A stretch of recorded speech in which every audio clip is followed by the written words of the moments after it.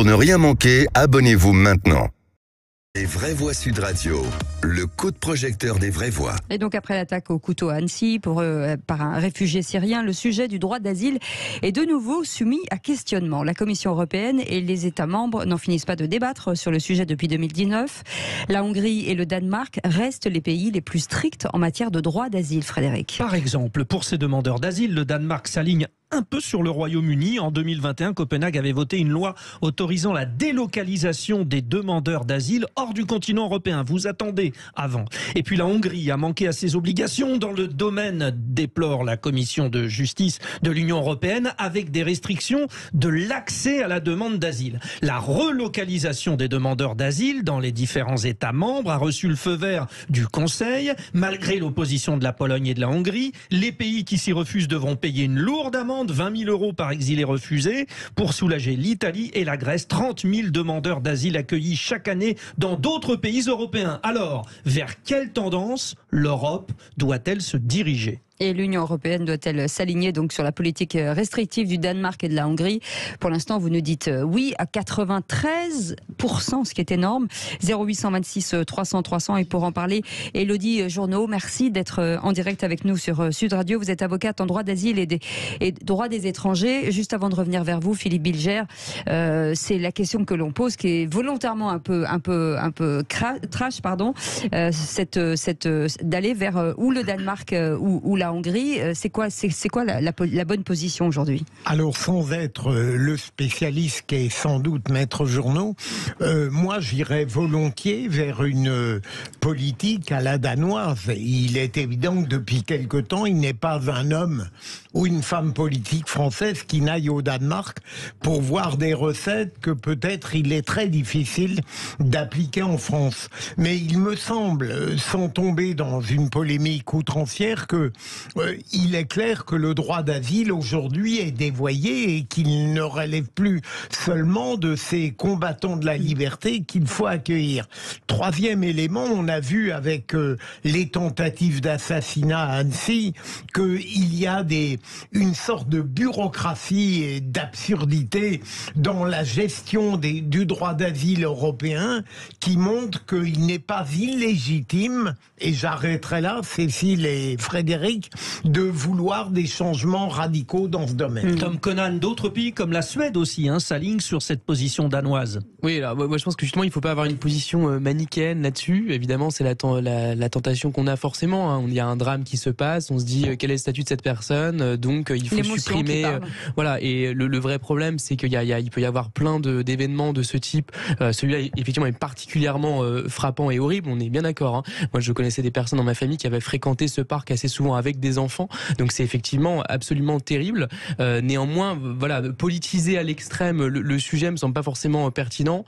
En tout cas, si on fait ça serait reproduire des échecs passés, parce qu'il y a eu, en fait, depuis 10-15 ans, beaucoup de politiques en France ont justement changé des lois, réformé des systèmes entiers à partir de faits de ce type qui, aussi atroces qu'ils puissent être, ne sont pas forcément à la racine du problème. Enfin là, depuis le 2019, c'est un sujet qui tourne en effet. À l'Europe, et personne ne trouve vraiment de solution, Jean-Michel Fauvergue. Alors on parle de la Hongrie et du Danemark. Les deux pays sont pas pareils. La Hongrie, elle, ne respecte pas les droits pour lesquels elle s'est engagée. Le Danemark, lui, a des exceptions et totalement dans ces exceptions-là et de manière tout à fait légale. Mais au Danemark, vous avez effectivement tout ce qui a été dit par Frédéric, mais vous avez surtout un consensus politique.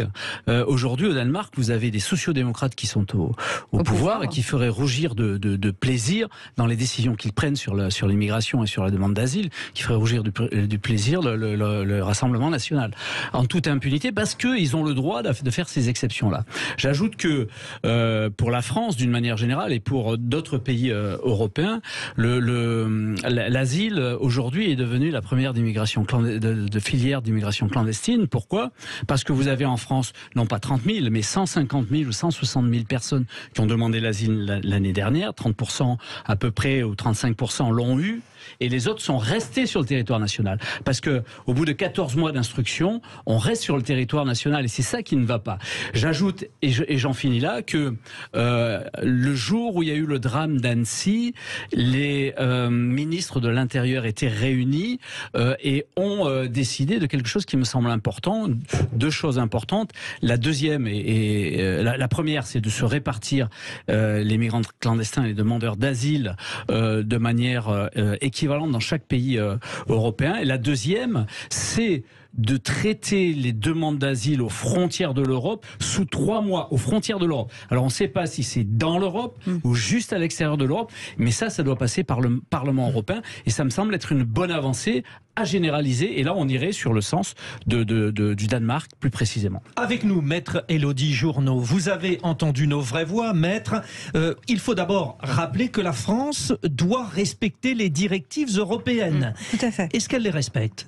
La France, dans l'ensemble, respecte les directives européennes. Il y a bien entendu un certain nombre de cas où on a des décisions qui sont jugées illégales, où on n'a pas eu le temps de les contester, mais dans l'ensemble, on applique quand même dans notre droit national ce que l'Europe préconise. On a un socle de base européen et la France construit par-dessus en reflétant les valeurs que nous avons. Elle a été condamnée d'ailleurs, la France. Il y a eu le rejet d'un Tchétchène qui était jugé dangereux. Elle a été condamnée par l'Union européenne. C'est-à-dire qu'on n'a pas les mains libres non plus. Ça, c'est un petit peu inquiétant. On n'a pas les mains libres parce que justement, il y a un certain nombre de choses à respecter. On pourrait faire une comparaison avec la présomption d'innocence. Bien entendu, lorsque vous avez des éléments objectifs qui vous permettent d'être convaincu de la culpabilité de quelqu'un, il y a quand même un certain nombre d'éléments de procédure à respecter. Ça s'appelle l'état de droit, tout simplement. Et si vous ne les respectez pas pour quelqu'un dont vous êtes persuadé qu'il est coupable, vous risquez de ne pas les respecter pour quelqu'un dont vous pouvez être persuadé qu'il est innocent. On respecte le droit, et c'est en respectant le droit qu'on est un état de droit. Philippe Bilger, première question. Maître, est-ce que vous trouvez choquant j'allais dire, le fait de mettre en discussion une partie de l'état de droit dès lors qu'il révèle sa totale inefficacité sur le plan de la sauvegarde des nations? Alors, l'inefficacité à quel niveau ? Je veux dire, tout ce qu'on constate, même l'affaire d'Annecy, d'une certaine manière, montre qu'il y a une forme de bureaucratie qui ne permet plus correctement à l'Europe de gérer les droits d'asile.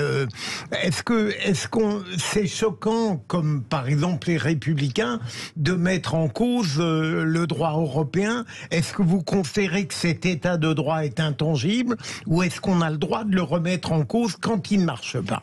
Alors, le problème, c'est qu'on a souvent tendance à mélanger tout ce qui est immigration et asile.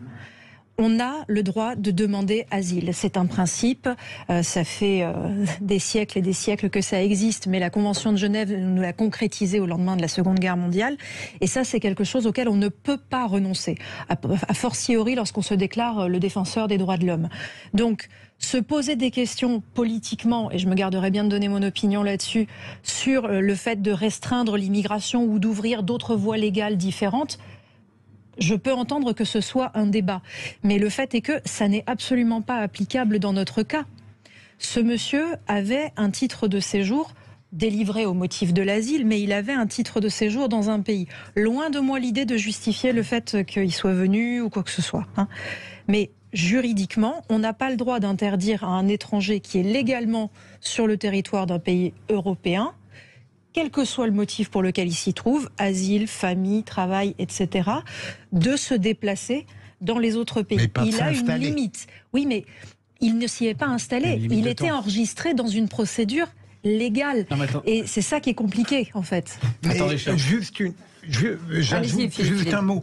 Est-ce que vous n'avez pas l'impression que le droit d'asile, par rapport à son origine humaniste, est totalement dévoyé depuis? Je veux dire, vous avez évoqué les raisons de sa création, je vous rejoins, mais depuis, mon Dieu, quelle dénaturation! Le fait est que vous parliez à l'instant, Monsieur Bilger, des... Bilger, pardon. Excusez-moi. Des combattants de la liberté. Des combattants de la liberté. Le fait est que la société a évolué et la définition de l'asile a évolué parce que les crises ont évolué.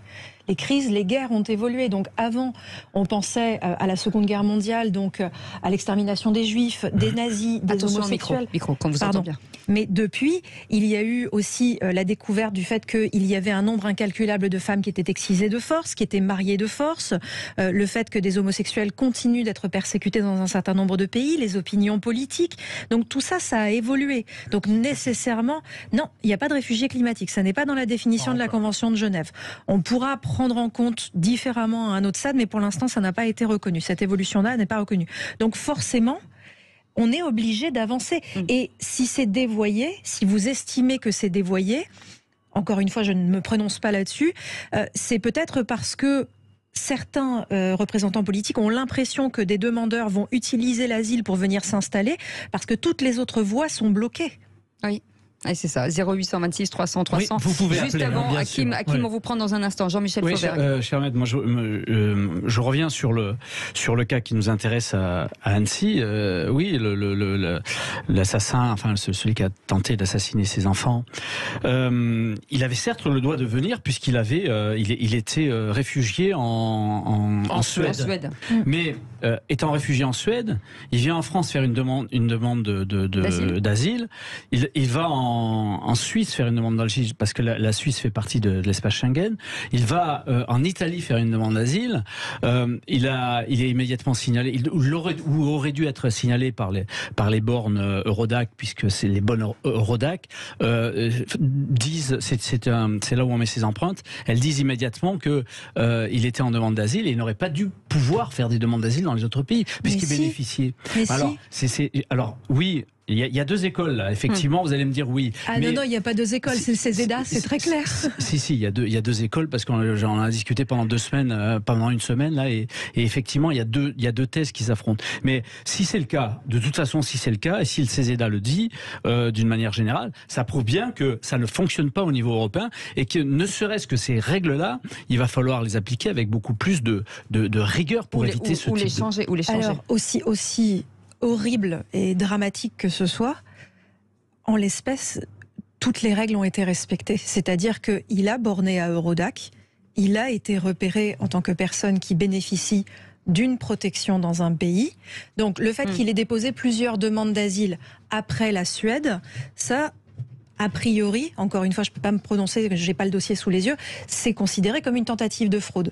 Mais quand on a une protection au titre de l'asile dans un pays, on a le droit de déposer une nouvelle demande d'asile dans un autre pays si on démontre que notre protection dans le pays n'est pas effective. Et du coup, il n'y a que par l'instruction de cette nouvelle demande qu'on peut constater qu'en effet, la protection dans le premier pays n'était pas effective. Maître 0826 300 300, une réaction de Hakim. Hakim, on vous écoute. Hakim, Maître Elodie du Journaux vous écoute. Bonjour. Oui, bonjour. Oui, en fait, je ne sais pas si on peut s'aligner sur les positions drastiques du Danemark, un pays que j'aime beaucoup, parce que mon beau-frère est danois et je connais le pays. Non, je voulais vous dire, dans le cas de l'affaire d'Annecy, ce qui m'a frappé, c'est qu'un pays lui accorde donc l'asile, si j'ai bien compris, et il erre dans les rues européennes. Ce que je comprends pas, c'est pourquoi il n'y a pas un parcours. Pourquoi il n'y a pas un parcours sociabilisant, professionnalisant, pour l'aider à s'insérer dans la société? Parce que j'ai l'impression qu'en fait, un pays lui donne le statut de protégé. Et ensuite, il est livré à lui-même. Personne s'en occupe, c'est ça. Et voilà. Moi, je crois surtout que le problème, il vient de là. Parce qu'on accepte ou on n'accepte pas. Si on l'accepte, dans ces cas-là, il faut assumer jusqu'au bout et l'aider à s'insérer dans la société avec un parcours d'ambition, de réussite, etc. Quoi. Puisqu'il était SDF. Réponse. C'était le cas en Suède. Le fait est que, justement, normalement, et on n'a pas le dossier, donc on ne sait pas s'il a bien été accueilli, s'il a bénéficié d'un logement, s'il a bénéficié d'allocations ou d'aide au travail, il avait une allocation de 400 € par mois. Non, ça c'était en France. Moi je parle en Suède. Moi je parle en Suède. On ne sait pas comment ça a été pris en charge après sa protection.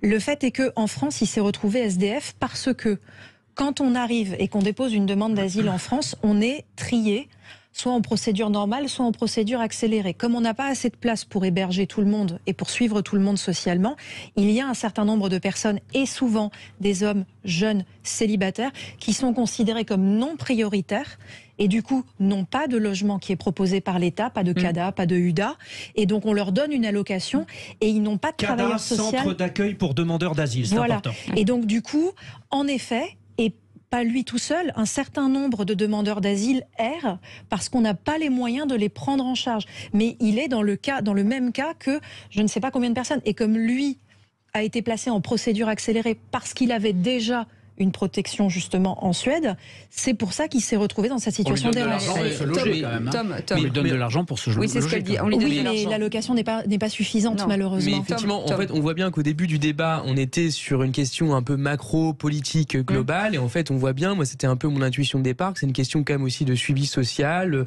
au plus près de la personne, psychologique éventuellement, et dans un cadre qui peut être associatif, qui peut être un cadre étatique, je ne sais pas après les structures qui existent concrètement, et après, en l'occurrence, concrètement parlant, il y a même à un niveau encore plus identifiable, il y a même une question policière de base. Quelle était la sécurité après de ce coin, de ce parc, etc. Non mais voilà, à un moment donné, c'est des questions comme ça immédiates qui sont quand même aussi à l'origine du drame qui s'est passé. Est-ce qu'il y a une réaction surtout, c'est de dire pourquoi, si on n'est pas capable de l'accueillir convenablement, pourquoi, puisqu'il bénéficie d'un droit d'asile en Suède, pourquoi on ne le renvoie pas en Suède? Parce qu'on a le droit justement de demander à un autre pays d'évaluer la protection dont on bénéficie. Une protection, c'est pas juste la délivrance d'un titre de séjour qui va vous autoriser à rester. Et en fait, d'habitude, c'est un débat que l'on a sur la Grèce et sur l'Italie, où il y a quasiment pas de travailleurs sociaux qui sont attribués aux personnes protégées. On leur donne très peu de cours de langue, il n'y a pas d'accès aux allocations, on s'inscrit pas aux impôts, etc. Donc on a beaucoup de demandeurs d'asile qui, après une protection en Italie et en Grèce, arrivent ici en sortant d'un dénuement total. Et donc, là, le fait que ce soit la Grèce, a priori, qui est un système qui fonctionne un petit peu mieux, je ne saurais pas vous dire pourquoi la Suède, pourquoi il en est parti. Mais le fait est que, légalement, on a le droit de dire « je ne suis pas bien protégé en Suède ». OFPRA, puisqu'il en était à la procédure à l'OFPRA, OFPRA, dites-moi si j'ai raison de penser ça ou pas.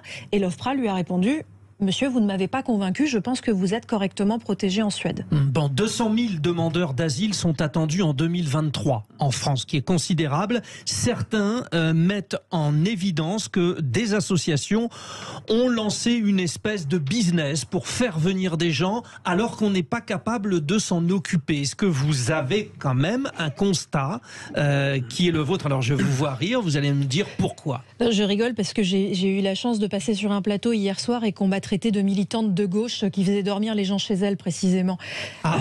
Donc, alors, au bon accueil. C'est pas vrai. Non, je les fais pas dormir chez moi. C'est déjà mon boulot. Je peux pas tout faire non plus. Mais ce que je veux dire, c'est que bien sûr, il y a toujours eu des réseaux de passeurs. Bien sûr, il y a toujours eu, que ce soit, on a caricaturé le 13e arrondissement dans un certain nombre de films, on a caricaturé Aubervilliers aussi. La Goutte d'Or. La Goutte d'Or, voilà. Donc, bien sûr que ça a toujours existé. Mais je n'ai pas l'impression, personnellement, de voir un business encore plus gros s'installer pour pouvoir faire venir un maximum de migrants.